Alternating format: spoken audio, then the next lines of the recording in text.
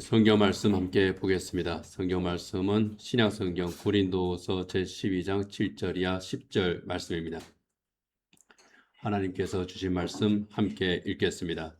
내가 받은 엄청난 계시들 때문에 사람들이 나를 과대평가하는지도 모릅니다. 그러므로 내가 교만하게 되지 못하도록 하나님께서 내 몸에 가시를 주셨습니다. 그것은 사탄의 하수인이라고 할 수 있는데 그것으로 나를 치셔서 나로 하여금 교만해지지 못하게 하시려는 것이었습니다. 나는 이것을 내게서 떠나게 해달라고 주님께 3번이나 간청하였습니다.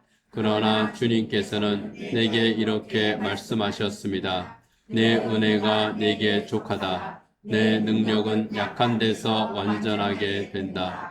그러므로 그리스도의 능력이 내게 머무르게 하기 위하여 나는 더욱더 기쁜 마음으로 내 약점들을 자랑하려고 합니다. 그러므로 나는 그리스도를 위하여 병약함과 모욕과 궁핍과 박해와 곤란을 겪는 것을 기뻐합니다. 내가 약할 그때에 오히려 내가 강하기 때문입니다.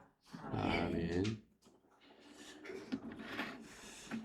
가장 강한 믿음의 사람이 내가 가장 약한 자입니다 하고 이렇게 고백을 하면서 그 약함의 은혜에 대해서 감사하는 것이 오늘 사도 바울의 편지에 나오는 이 신앙 고백입니다. 사도 바울의 외모에 대한 그 소개가 2세기 무렵 기독교 문서들에 있습니다. 2세기 또는 4세기 그 당시의 문서들에 의하면은 사도 바울은 그 공통점이 있는데 사도 바울은 일단 키가 작습니다. 큰 키가 아닙니다. 그리고 키만 작을 뿐만 아니라 다리도 좀 휘어 있었다고 그럽니다. O자형 다리였던 것 같아요. 그리고 머리숱이 적습니다. 많이 적습니다. 그림을 보게 되면은 사도 바울은 M자형 탈모를 가진 대머리였을 것으로 그렇게 추측을 합니다. 사도 바울의 코는 전형적인 유대인의 매부리 코입니다. 그리고 양쪽 눈썹이 상당히 짙었고 서로 맞닿아 있는 그 일자 눈썹. 이것이 사도 바울의 외모였다고 그래요. 저 이제 그림에 쭉 보여드리는데 공통점이 있죠. 머리가 시원하고 그 다음에 코끝이 날카롭게 되어 있습니다.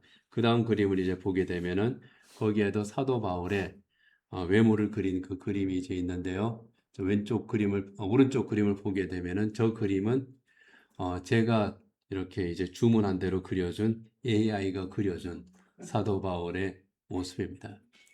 어느 쪽이든 간에 사도 바울의 그 외모는 그렇게 호감이 가는 그런 외모는 아니었던 것 같습니다. 육체적인 건강도 그렇게 좋지를 않았습니다. 갈라디아서 4장 13절에 보면은 자기 육체 상황에 대해서 그런 말을 합니다. 같이 한번 읽어보겠습니다. 그리고 여러분이 아시는 바와 같이 내가 여러분에게 처음으로 복음을 전하게 된 것은 내 육체가 병든 것이 그 계기가 되었습니다. 자기 육체가 병든 것이 계기가 되었다고 말합니다. 그 병이 어떤 병이었는지는 모릅니다. 그리고 그 병이 어떤 접촉점이 되었는지는 모르겠지만은 바울의 질병을 통해서 갈라디아 그 사람들과 또 서로 이제 만남이 있었고 그 가운데에서 복음의 역사, 은혜 역사가 있었던 것으로 우리가 추측할 수 있습니다. 그런데 사도 바울은 본래 건강 체질이 아니었던 것 같습니다. 일생을 여러 가지 질병에 시달렸던 그런 사람으로 우리가 봅니다. 바울이 가지고 있었던 여러 가지 질병들을 우리가 추측을 하고 있는데요. 그 병들은 평생 고질병이었던 것으로 우리가 알고 있습니다. 그 대표적인 것이 사도 바울의 안질입니다. 안과 질환이에요. 요즘은 안과에 가서 치료할 수 있는데 사도 바울의 안과 질환은 쉽게 치료할 수 없는 그런 질환이었던 것 같습니다. 나이가 들었을 때 사도 바울 앞이 잘 보이지 않아서 교회들의 편지를 쓸 때 자기가 직접 쓰지 못하고 대피를 했습니다. 그리고 마지막 인사말을 쓸 때 비로소 내가 이렇게 큰 글자로 씁니다 라고 말을 합니다. 큰 글자로 쓴다고 하는 것은요, 사도 바울이 눈이 잘 보이지 않고 그리고 글도 좀 쓰기가 좀 힘든 그런 건강 상태였음을 의미를 합니다. 그리고 사도 바울은 총 4차례의 선교 여행을 했는데요. 1차 선교 여행 때에 말라리아에 걸려서 상당히 많이 고생을 했던 것으로 봅니다. 그때 걸린 말라리아가 사도 바울 평생 동안 많이 힘들게 했던 겁니다. 그 후유증인지는 모르겠지만은 교회 또 다른 전승에 의하면은 사도 바울은 간질병 증상도 앓고 있었다고 그래요. 뇌전증이라고 그러죠. 사람이 갑자기 쓰러져서 경련을 일으키거나 거품을 물거나 정신을 잃는 그런 것을 우리는 옛날에는 간질이라 그랬고 지금은 뇌전증이라 그렇게 이야기를 합니다.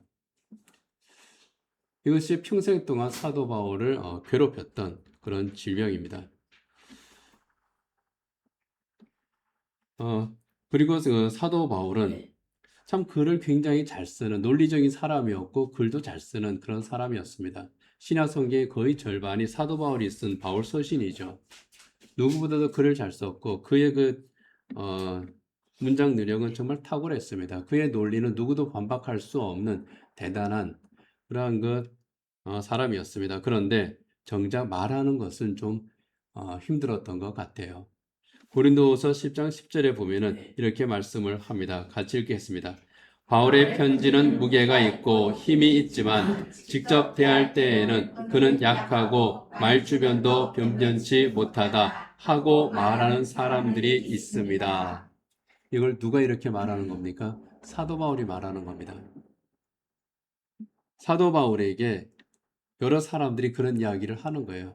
당신이 쓴 편지를 보면 참 대단한 사람입니다. 당신의 그 문장력은 정말 탁월합니다. 당신의 글은 논리적이고 무게가 있고 정말 사람을 움직이는 그런 힘이 있는데 직접 만나서 말해보니까 참 말주변도 없고 당신이 말하는 것도 별로 힘이 없고 네, 그렇습니다. 일종의 폄하하는 거죠. 이런 것들로 미뤄볼 때에 이 바울은 건강도 별로 좋지 않았고 외모도 별로 호감형이 아니었고 질병에 시달리는 그 육신은 다른 사람들의 시험에 들 정도로 바울의 사역에 장애가 되었고 직접 만나면은 별 볼일 없는 사람처럼 보였던 것이 사도 바울의 그러한 신체적인 그런 환경이었습니다. 갈라디아서 4장 14절에 보면은 사도 바울은 내 몸에는 여러분에게 시험이 될 만한 것이 있었다고 그렇게 말을 합니다. 그럼에도 불구하고 당신들은 나를 멸시하지도 않고 외면하지도 않았습니다. 굉장히 고맙습니다. 그렇게 이야기를 하는 거죠. 요즘 말로 하면은 핸디캡입니다. 건강에 핸디캡이 있었고 외모에 핸디캡이 있었고 그리고 언변에 핸디캡이 있었습니다. 그 당시에 복음을 전할 때에는 말로 전하는 것이 상당히 중요했거든요. 그런 면에서 보면은 참 이 바울은 여러 가지 극복할 수 없는 핸디캡이 많았고 다른 사람에게 시험이 될 정도로 사도 바울은 그것이 힘들었다 하는 겁니다. 자기 자신에게 참 심한 압박감을 주었던 스트레스가 되었던 자기 자신의 모습입니다. 이것이 사도 바울을 굉장히 많이 짓눌렀던 것 같아요. 그래서 사도 바울은 자기 자신에 대한 굉장한 자신감이 있으면서도 동시에 나름대로 받는 그러한 스트레스, 압박감 또는 다른 말로 하면은 열등감 그런 것들 때문에 하나님 앞에 기도를 합니다. 오늘 본문 7절에 보면은 사도 바울은 그것을 내 몸에 가시다 그렇게 표현을 하고 있습니다. 하나님께서 사람들은 나를 과대평가하지만은 하나님께서 내 몸에 가시를 주신 것이 있습니다. 내가 교만하지 못하고 겸손하라고 하나님께서 내 몸에 주신 가시가 있습니다. 그렇게 사도 바울은 오늘 본문 7절에서 고백을 합니다. 하나님께서 사도 바울에게 주신 가시 이것이 무엇일까에 대해서 성경학자들은 참 많이 연구를 하고 여러 가지 해석을 했습니다. 그중 대표적인 사람이 크리소스톰이라는 사람인데요. 이 초대교회 시절의 그 교부입니다. 이 사람은 바울을 괴롭히던 사람들이 바로 바울의 몸에 주신 하나님의 가시다. 그렇게 해석을 합니다. 바울이 복음을 전할 때에 아주 집요하게 쫓아다니면서 괴롭히는 사람들이 있었습니다. 요즘은 그런 사람들을 스토커라고 그러죠. 이 스토커가 한번 따라붙게 되면은 굉장히 스트레스를 받습니다. 연예인들이 이 스토커들 때문에 고통을 받잖아요. 연예인들이 어느 날 참 밝고 그리고 연기도 잘하던 그리고 다른 사람들에게 참 좋은 영향을 주던 저 사람이 도대체 무슨 걱정 근심이 있을까 싶을 그런 연예인들이 어느 날 안 좋은 뉴스로 이 세상을 하직하는 그런 경우들을 우리는 종종 보게 됩니다. 그 원인을 보면은 거의 대부분이 스토커 때문에 그렇습니다. 사람으로 인한 그러한 그 고통, 이것이 보통이 아니라고 하는가? 이걸 생각하면은 사도 바울을 괴롭히는 사람들 때문에 받은 극심한 스트레스가 그 원인일 수도 있겠다. 그것이 가시일 수도 있겠다. 그런 면에서 일리가 있습니다. 데살로니가후서 2장 18절에 보면은요. 사도 바울은 그들을 사탄이라고 그렇게까지 불렀습니다. 같이 한번 읽겠습니다. 그러므로 우리는 여러분에게 가고자 하였고 특히 나 바울은 한두 번 가고자 하였습니다. 그러나 사탄이 우리를 방해했습니다. 여기에서 사탄은 그 악령을 직접적으로 일컫는 것이면서 동시에 그 사탄에 의해서 조종을 받고 있는 사람들, 바울을 괴롭히고 방해하는 그 사람들을 일컫습니다.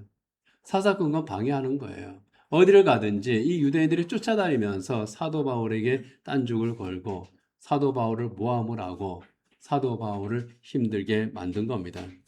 오죽하면 이 사도 바울이 그들을 일컬어서 사탄이라고 그렇게 말할 정도로 힘들게 했다는 거죠. 그런데 그것보다는 가장 전통적인 해석은요, 바울의 지병으로 인한 통증이라고 하는 그러한 해석입니다. 여기에 가시로 번역된 그 헬라어, 스콜롭스라고는 헬라어인데요. 이것은 끝이 뾰족한 말뚝이거나 또는 날카로운 가시 또는 창끝 이런 것을 의미를 합니다. 바울의 고통을 은유로 이렇게 표현을 한 겁니다. 편두통을 앓거나 또는 디스크를 앓거나 또는 다른 여러 가지 원인으로 육체 질병을 겪고 있는 사람들이 많이 있습니다. 그런데 그 질병 때문에 오는 고통이 있죠. 그 고통을 우리는 여러 가지로 표현을 하는데 그 중에 하나가 창이나 바늘 끝으로 이렇게 찌르는 듯한 그런 그 통증으로 표현하기도 합니다. 통증이 아주 심할 때는 어떻습니까? 아마 이런저런 그 통증을 안 겪어보신 분들은 없을 것이고 또 지금 현재도 통증에 시달리고 있는 우리 그 교우도 있습니다. 저도 제가 겪었던 가장 큰 격심한 그런 그 통증은 진짜 엉치 끝에서부터 여기 정수리까지 한꺼번에 창으로 확 반통해 버린 듯한 그런 그 통증입니다. 그럴 때는 아무 정신이 없어요. 그리고 식은땀이 쫙 나고요. 그냥 이 통증이 그치기만 기다립니다. 다행히 저는 그런 통증들이 오더라도 그냥 일시적으로 왔다가 가지만은 또 지속적으로 이런 통증에 시달리고 있는 그런 사람들이 있습니다. 그런 성도들은 굉장히 많이 지칠 거예요. 몸도 지치고 마음도 지치고 바울이 그랬다 하는 거예요. 통증으로 인한 고통도 고통이지만은 이것이 지속이 되면은요, 사람이 망가집니다. 내가 이렇게 망가지게 되었습니다. 하는 것이 내 몸의 가시라고 하는 이 말의 의미입니다. 추측하기는 안질로 인한 눈의 통증이거나 간질로 인한 발작이었을 것이라고 그렇게 봅니다. 안질로 인한 통증, 그거 뭐 크게 아프겠느냐 하겠지만 혹시 눈에 오는 그런 통증 때문에 고통을 겪어본 사람들은 고개를 끄덕끄덕 하게 될 겁니다. 그것도 엄청나게 아픕니다.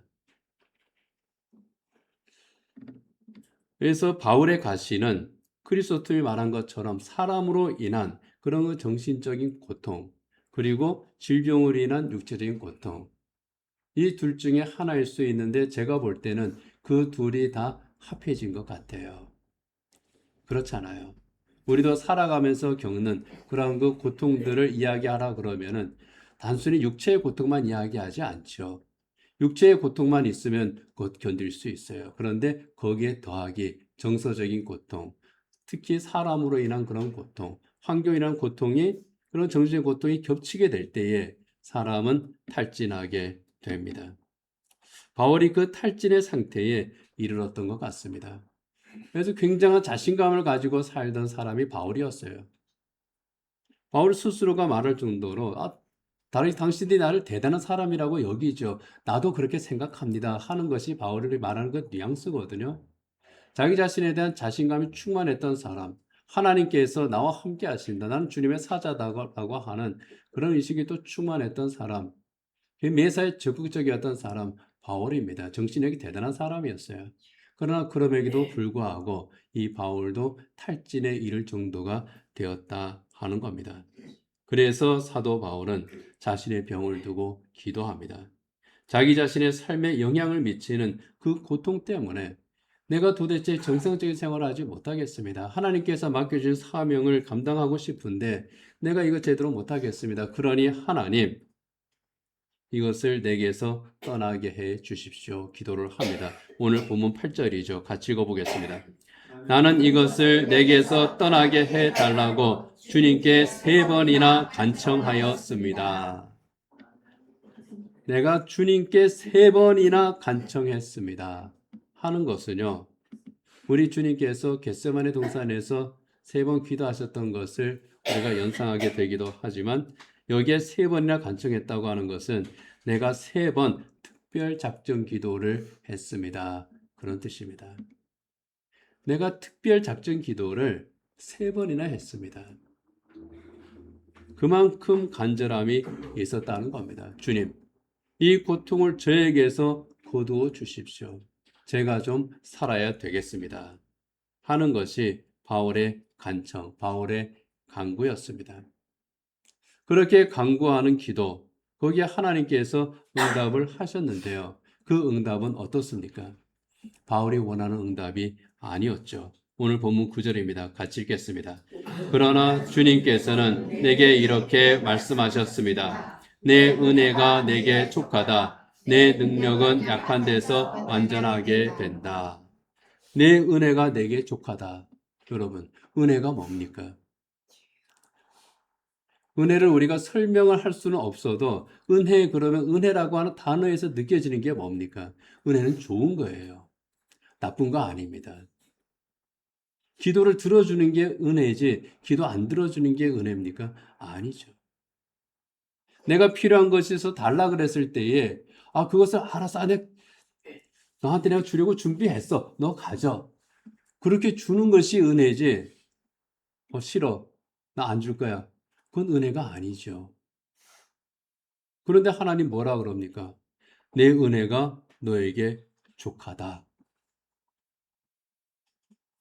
하나님께서 바울이 원하는 대로 응답을 하셨기 때문에 은혜가 너에게 좋게 그렇게 말씀하시는 뉘앙스가 아니잖아요.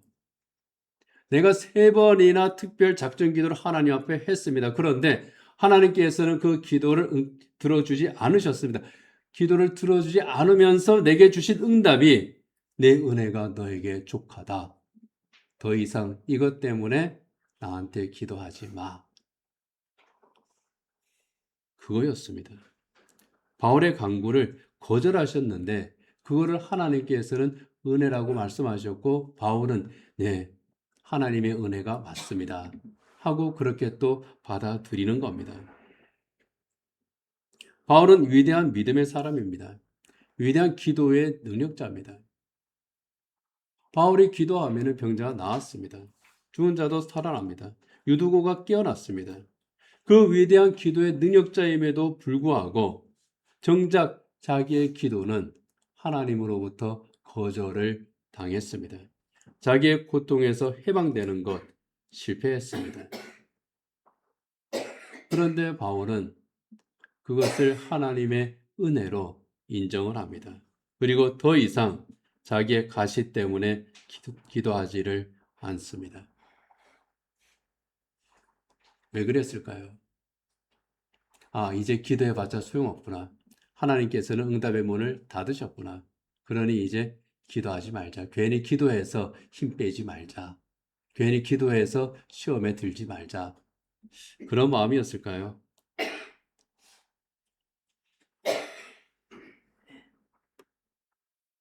그렇지 않죠.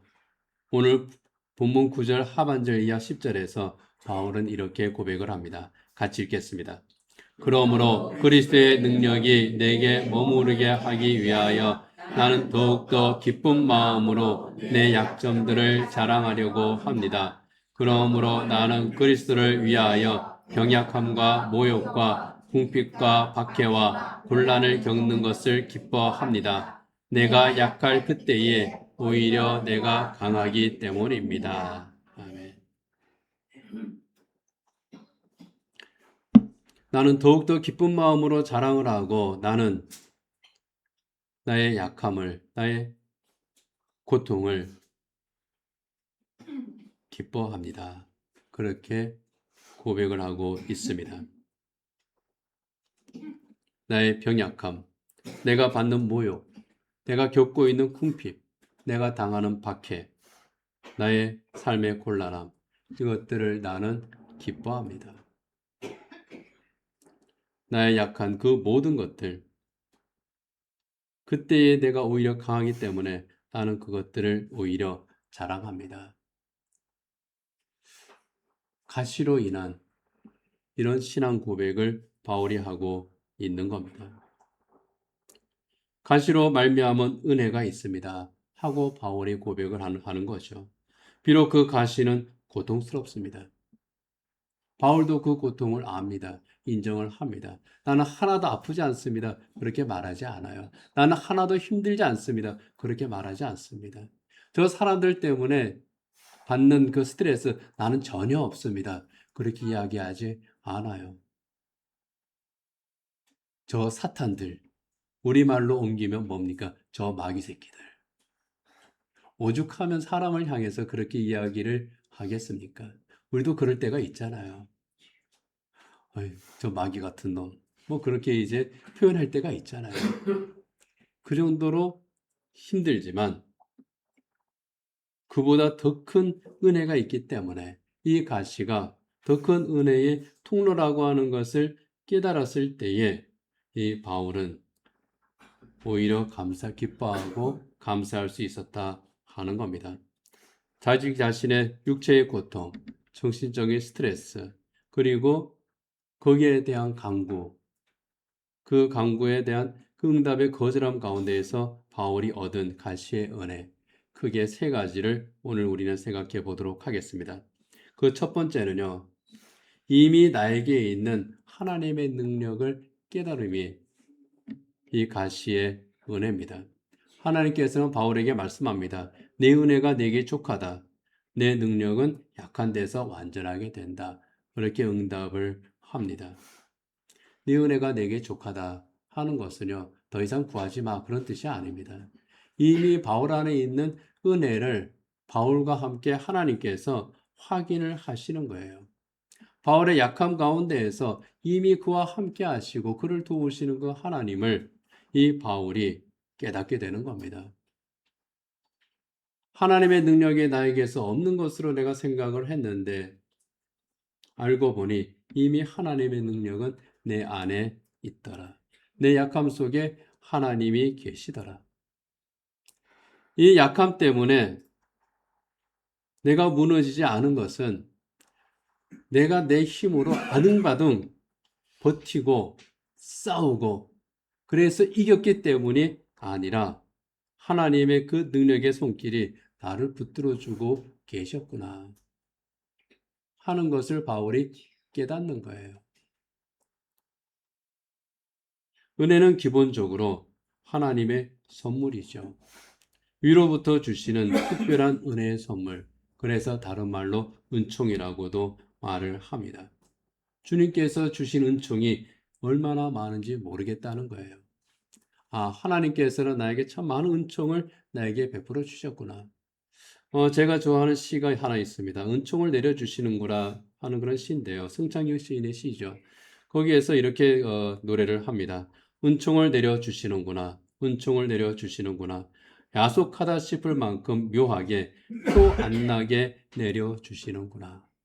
야속하다 싶을 만큼 묘하게 표 안 나게 내려주시는구나. 바울의 그 마음이 그랬을 것 같아요. 자기의 약함 때문에, 자기의 그 고통 때문에 기도할 때는 정말 힘들어서 기도를 하는 거예요. 그런데 그 기도 가운데에서 하나님께서 주시는 응답, 네 은혜가 내게 족하다. 내 능력은 너의 약한 데서 완전하게 되는 거야.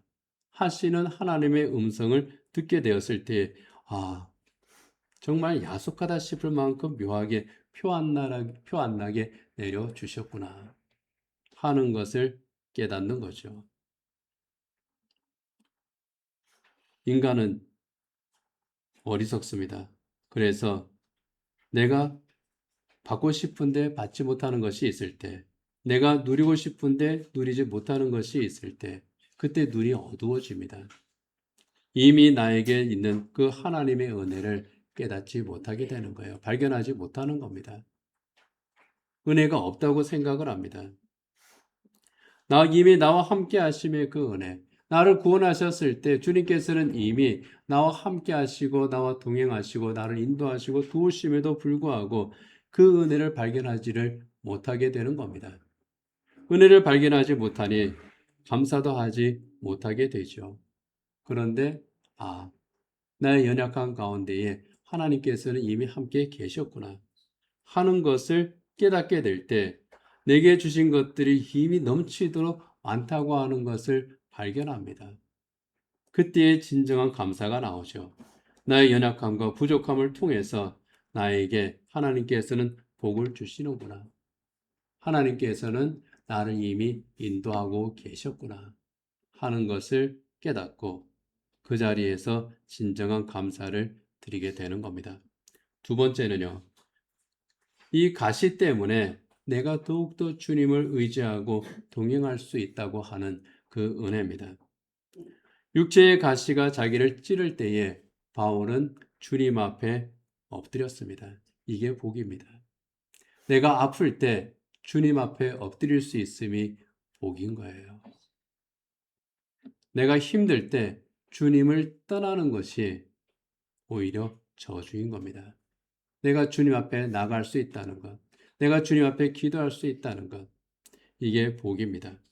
바울은 주님을 더욱 의지하고 주님 앞에 엎드려서 간절히 간구했죠. 주님, 제가 정말 이렇게 힘듭니다. 하고 주님 앞에 간절히 간구합니다. 그 결과는 처음에 말씀드린 것처럼 거절이었죠. 바울이 원하는 대로, 바울이 기도한 대로의 응답은 받지 못했습니다. 그런데 이 거절의 응답을 받은 후에 바울이 하나님 나를 거절했어요? 그럼 나도 하나님 거절합니다. 거절에는 거절로 제가 응수하겠습니다. 그것이 아니라 이 바울은 주님과의 교제가 더욱더 깊어졌습니다. 내가 도리어 크게 기뻐함으로 나의 여러 약한 것들에 대해서 내가 이제 자랑하겠습니다. 자랑한다고 해서 바울이 사람들한테 막 이것저것 떠버리면서 자랑한다고는 그런 뉘앙스가 아닙니다. 감사한다고는 뉘앙스예요. 내 이런 여러 가지 약한 것들, 나의 부족함들, 연약한 것들, 궁핍한 것들, 고난들, 고통들, 참 힘든 것들, 그런 것들이 있는데, 주님의 능력이 나와 함께하고 계신다고 하는, 그리고 주님의 능력이 내게 계속 머물러 있게 하기 위함이라고 하는 그런 고백을 하는 겁니다. 주님이 그의 병을 근본적으로 치유해 주지는 않으셨습니다. 그러나 그때 극복할 능력을 주셨다고 하는 것. 이것을 잘 견디고 잘 데리고 있을 수 있는 그런 능력을 바울에게 주셨음을 알 수 있습니다. 내가 언제나 주님의 은총과 능력 가운데에 함께하고 있구나. 저보다 크고 힘든 그러한 질병이나 상황이 있는 분들에 비해서는 저는 그렇게 힘들지는 않습니다. 그러나 저도 이제 여러 가지 육체적인 이런저런 고통을 가지고 있잖아요. 근데 어, 또- 저도 이 바울의 이 고백에 동의를 합니다. 아, 내가 이것을 잘 견디고 다스리고 또 이것을 친구 삼아 데리고 갈 수 있는 것, 이 능력은 내게서 나오는 것이 아니라 주님의 능력이구나 하는 것을 생각을 합니다.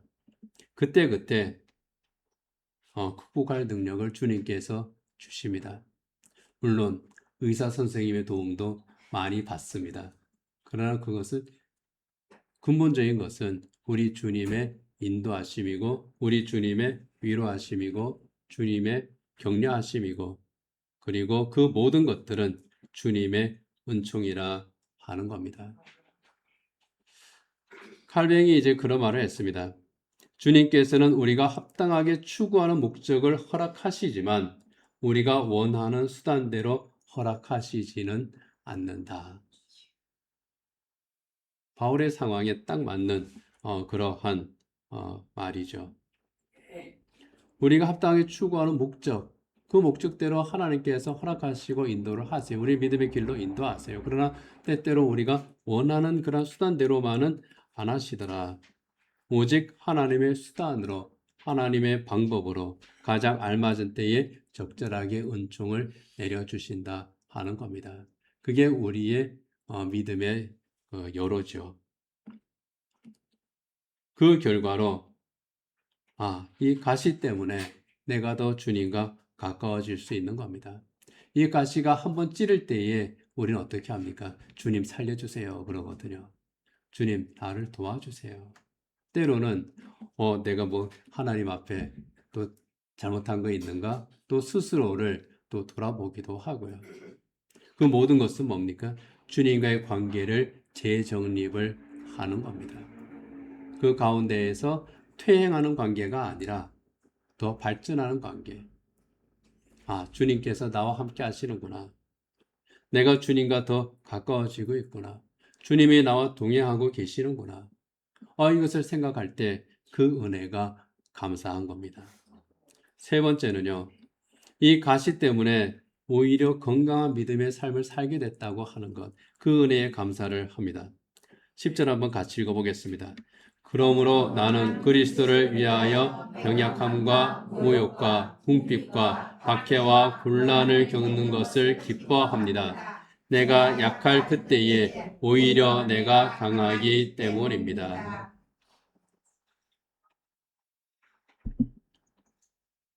병약한 것, 건강한 거 아닙니다. 모욕을 당하는 것, 이건 정신적으로 건강한 거 아닙니다. 궁핍, 경제적으로 건강한 거 아니에요. 박해, 환경적으로 건강한 거 아닙니다. 곤란, 자기의 삶에서, 생활에서 또 건강한 거 아닙니다. 약한 겁니다. 이 모든 것이 바울의 가시이고 또 우리의 가시죠. 그런데 이 가시들 때문에 이 가시로 인해서 내가 약해질 수밖에 없는 또 그것을 내가 감당할 수 없는 바로 그때에 그 가시들로 말미암아 내게 베풀어 주신 은혜로 내 안에 계신 예수 그리스도에 대한 그것들이 그 상징과 되었기 때문에 내 믿음이 더욱더 견고해집니다. 내가 강해집니다. 그렇게 고백을 하는 겁니다. 내 안에 계신 예수님에 대한 확신이 더욱더 강해지는 겁니다. 그 믿음이 견고해지고 또 건강한 믿음의 삶을 삽니다. 그 확신이 있음으로 인해서 이 세상의 어떤 시련과 고통도 우리의 믿음을 꺾을 수가 없는 겁니다. 주님의 그 사랑이 이 세상의 그 어떠한 시련과 고통, 악한 권세로도 꺾을 수 없는 그 주님의 사랑을 늘 느끼고 체험할 수 있게 하는 겁니다. 오히려 더 큰 은혜를 내가 누리며 살 수 있게 하는 것. 이것이 바로 가시로 말미암은 주님의 은혜입니다.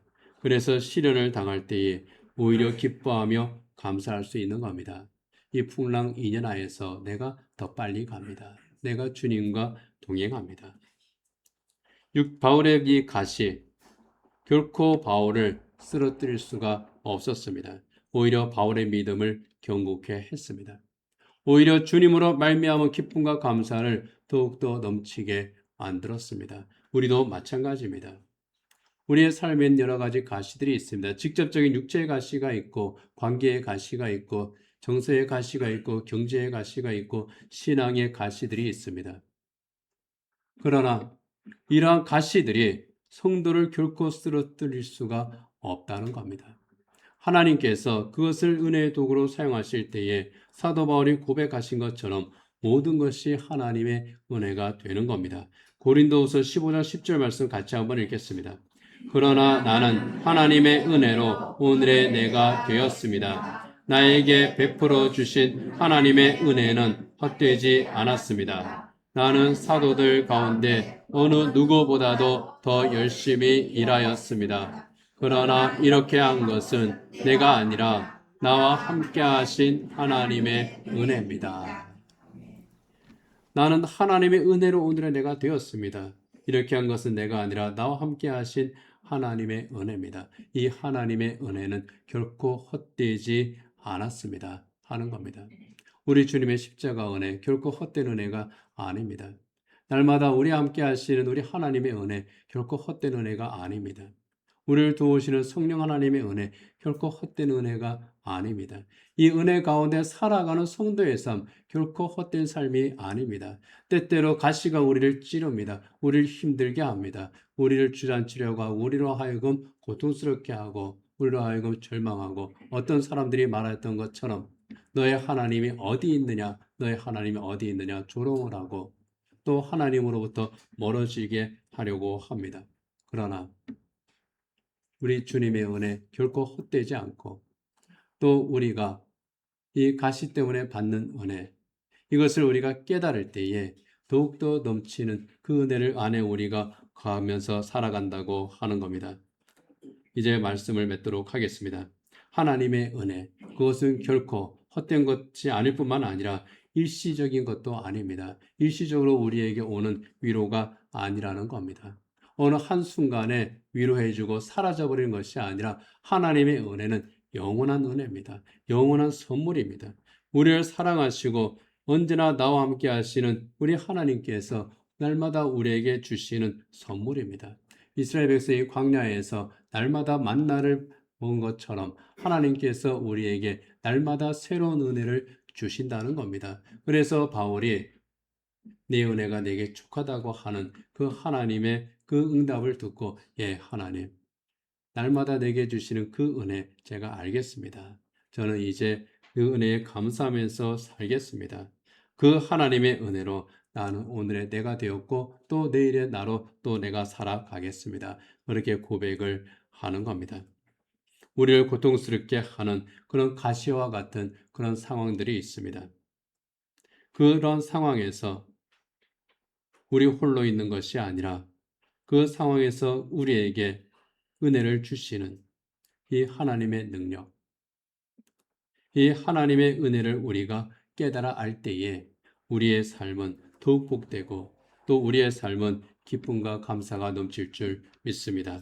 하나님께서 바울에게 주신 이 가시의 은혜, 또 우리에게 있는 여러 가지 가시들을 통해서 하나님께서 우리에게 도리어 더 큰 선물을 주시는 그 복을 온전히 누리는 저 여러분이 되기를 원합니다. 이 시간 다 같이 눈을 감으시고요. 반주에 맞추어서 함께 기도하시기를 바랍니다.